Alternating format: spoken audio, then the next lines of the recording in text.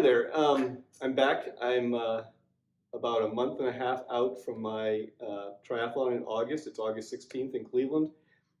As many of you know, I have volunteered multiple times for Ironman races and finally pulled the trigger and signed up to actually compete in one finally. So I'll be doing a sprint triathlon in August. And I am excited because like I've shared previously, I wanted to have more of an impact than just doing a triathlon. I really wanted to do something that could have an impact on our community, and I chose to raise money for ALS TDI, an organization in Boston, right, Steve? Yeah, that is looking for a cure for ALS. And I want to introduce you to Steve Welling, who's a friend of mine and a friend of our family in our church, who was diagnosed with ALS in 4 years ago. That's 4 years ago, and obviously it's because of my relationship with Steve that I chose ALS to be what I want to raise money for, as we've known him and watched him go through this diagnosis and the process there.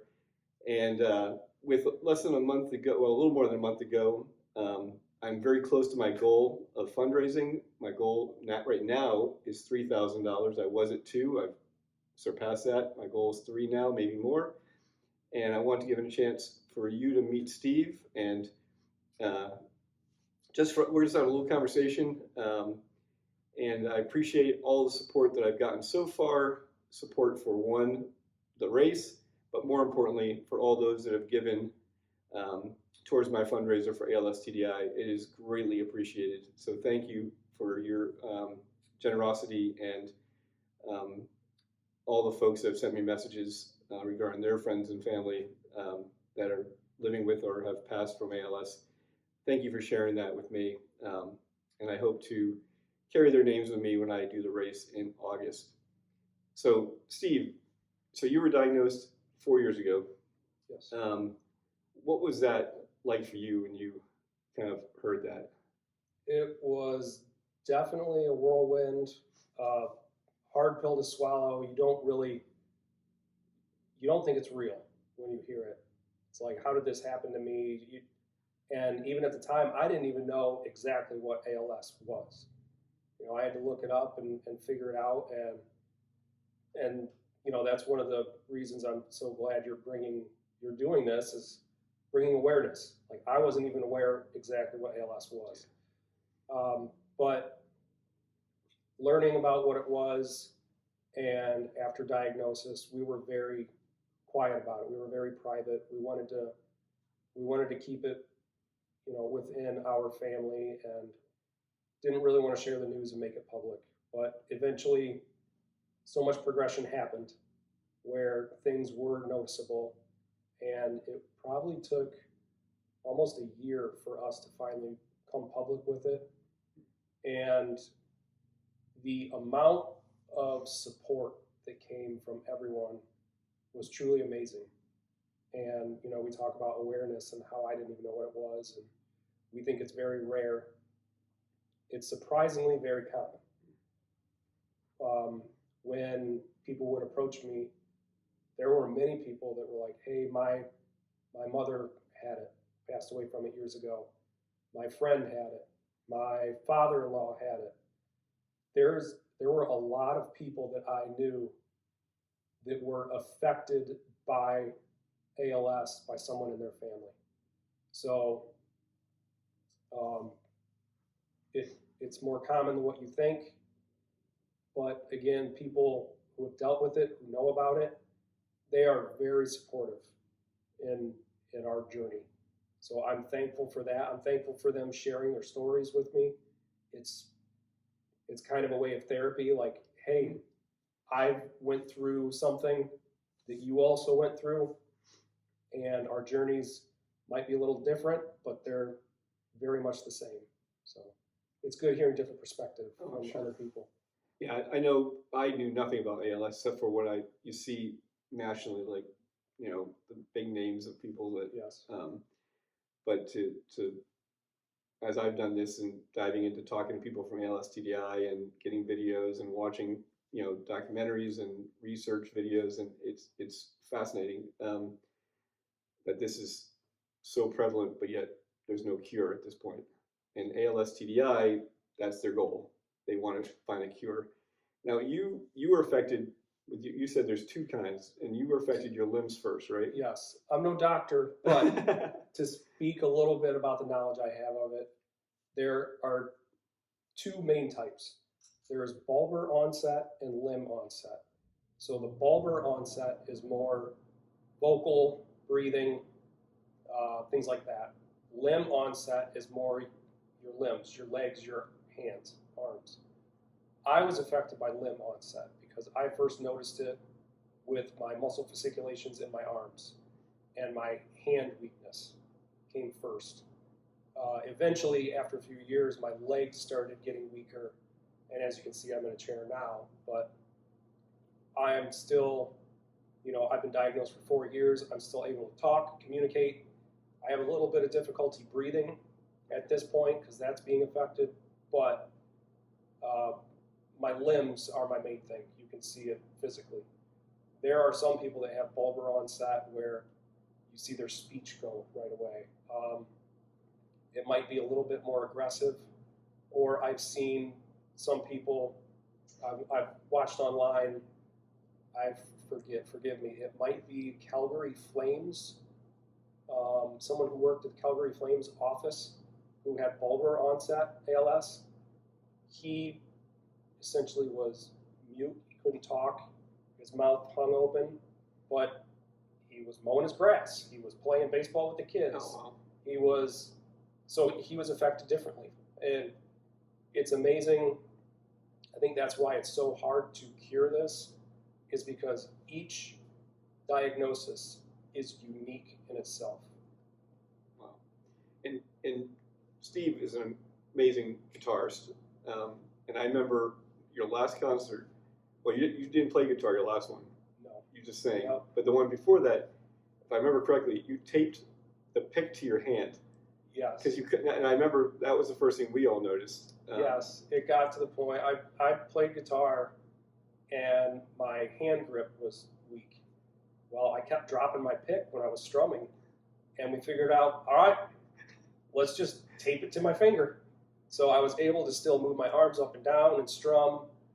I couldn't form certain chords with my other hand, so we had to edit our playlist because I couldn't make certain chords. Yeah.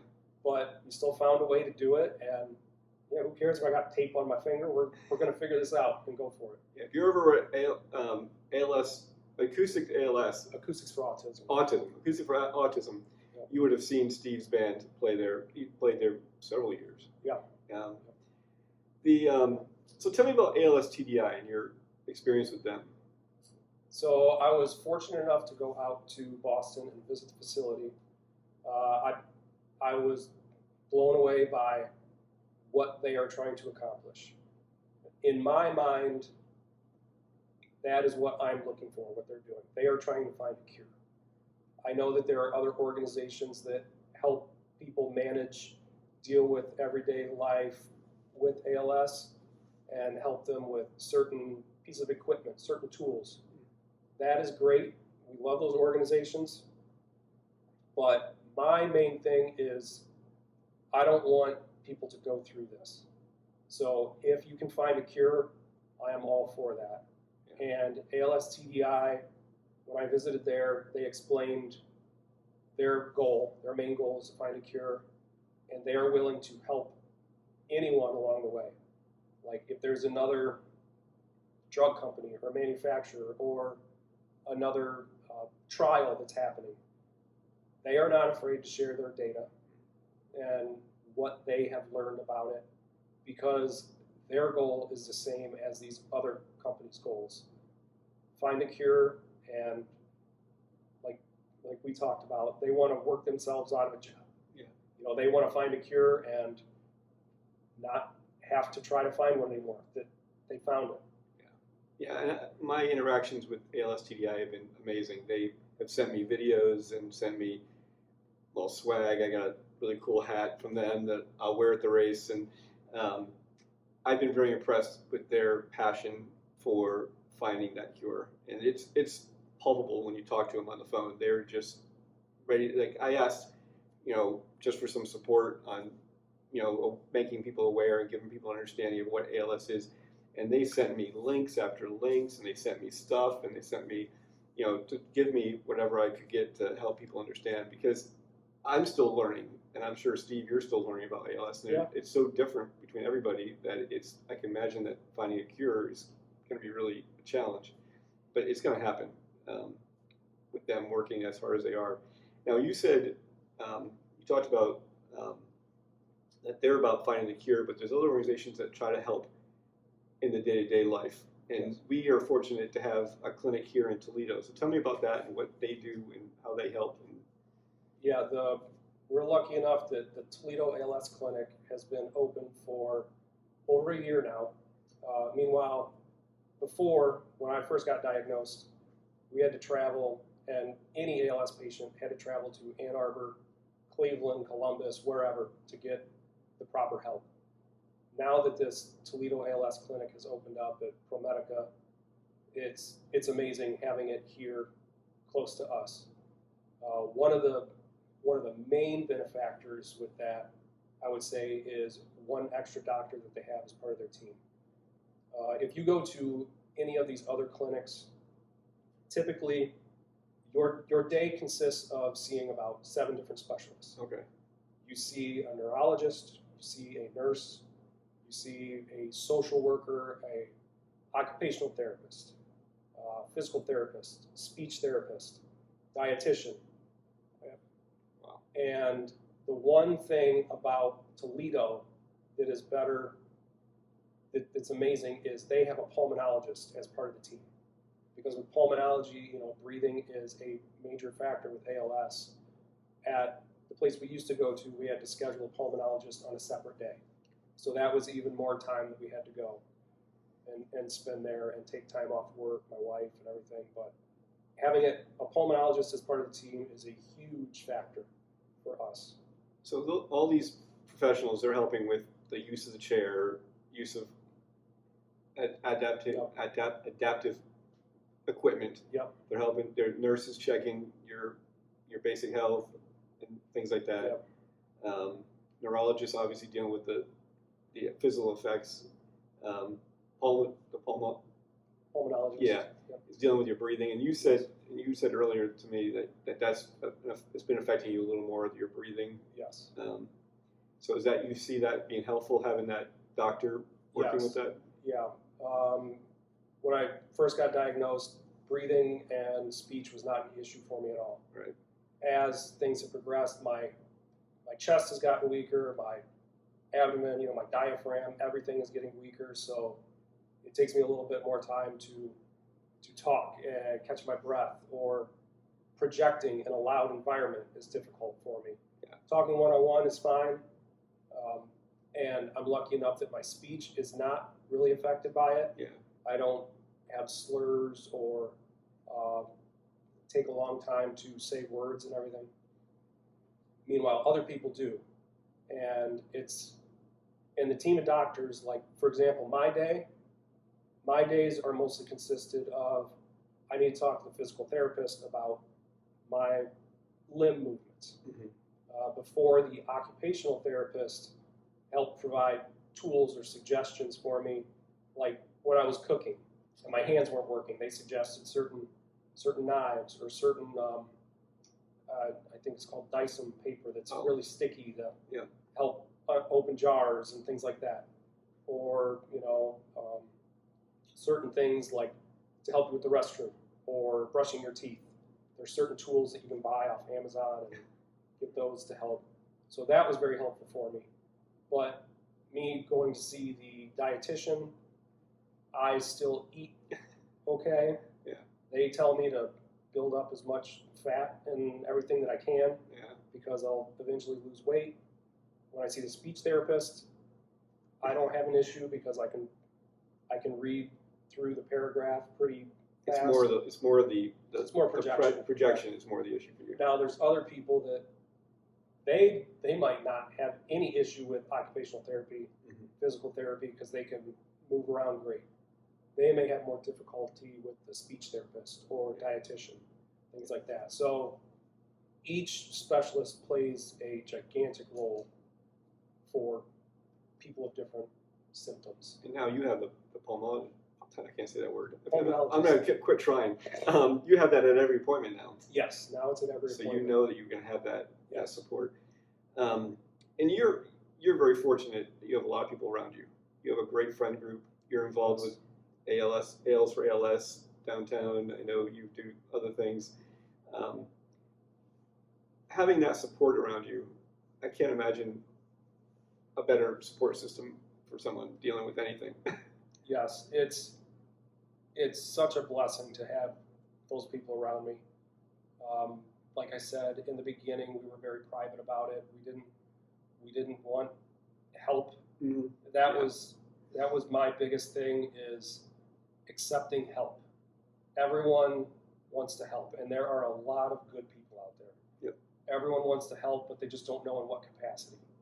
So when I was going through this and I kept losing certain functions or mobility, it eventually got to the point where, yeah, I can't do this on my own. I do need to start asking for help.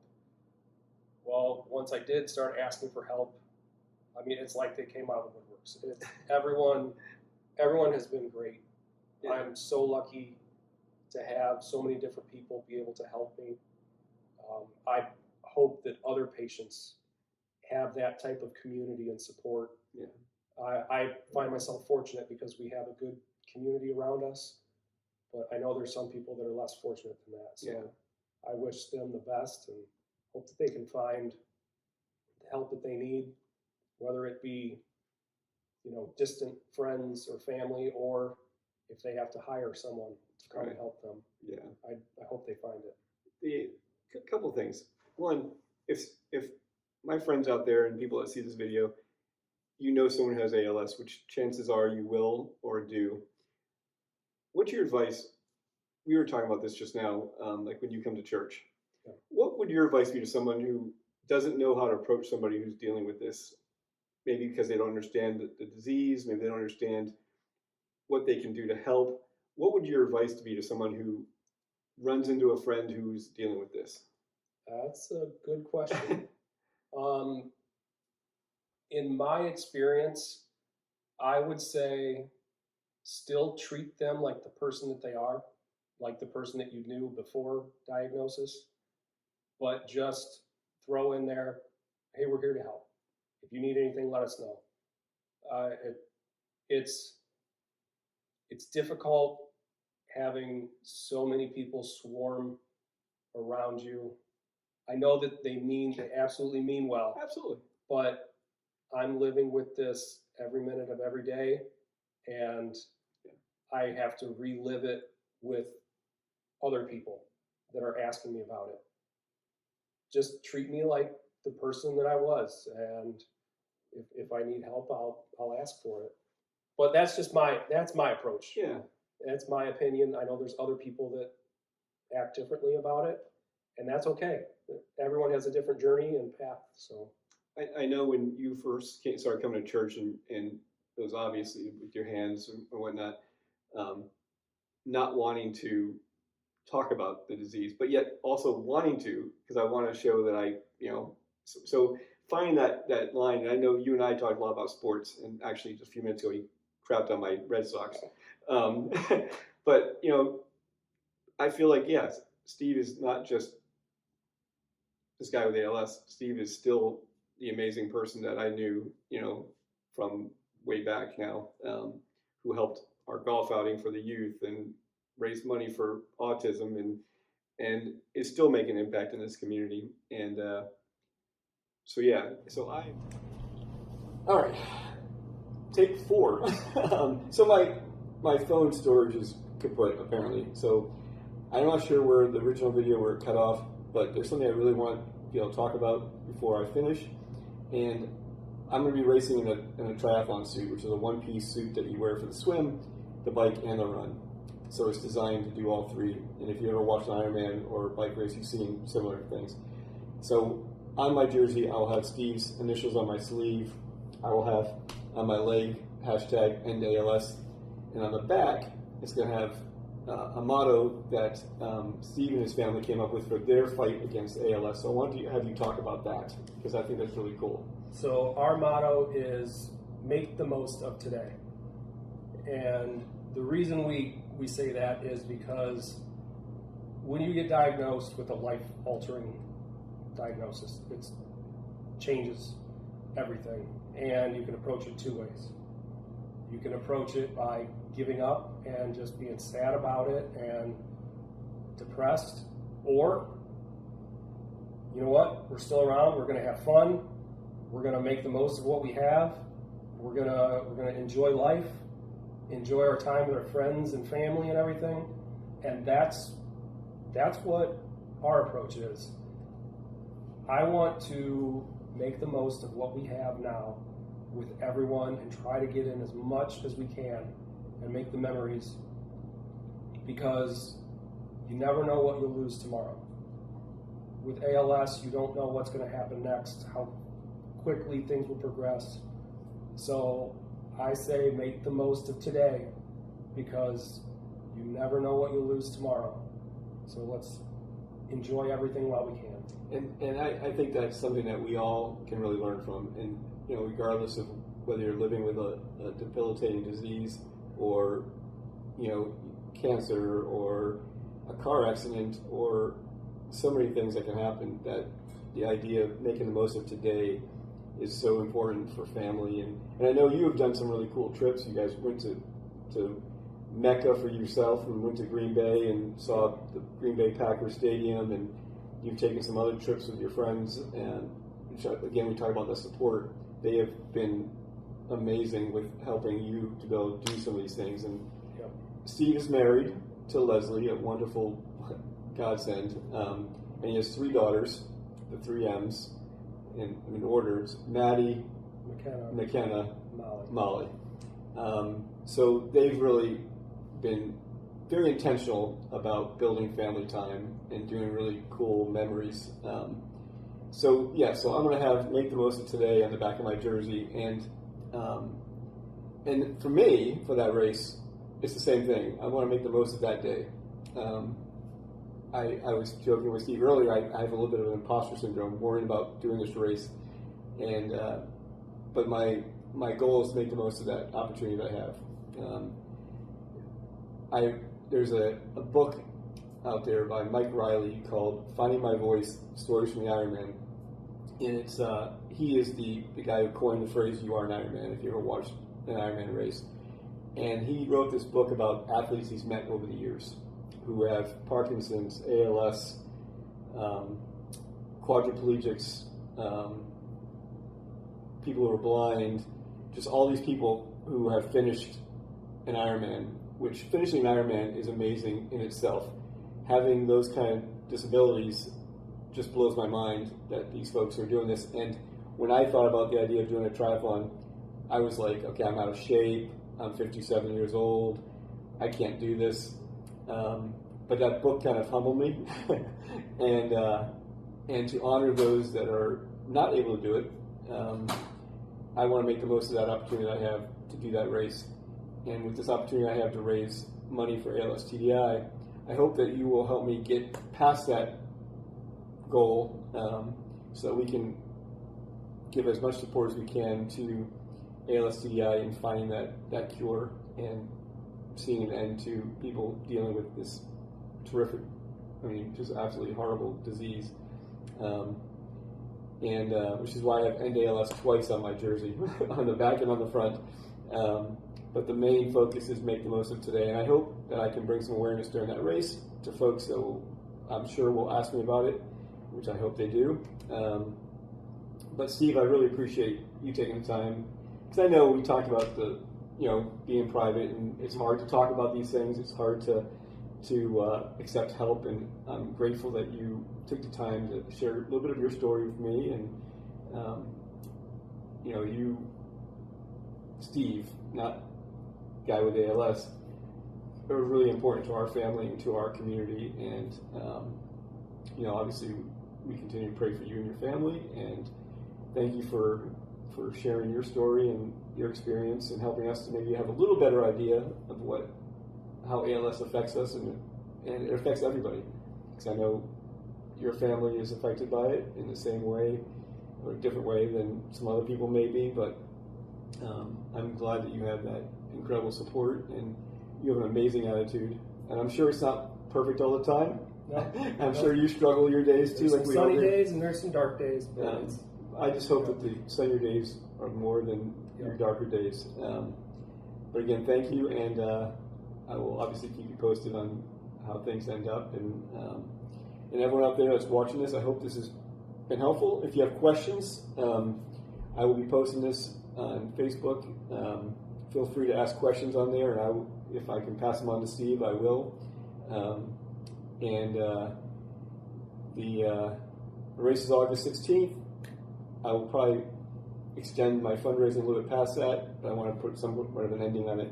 So please consider contributing. There'll be a link on the post when I post it where you can contribute to Try to End ALS. TRI to End ALS is my name and my fundraiser.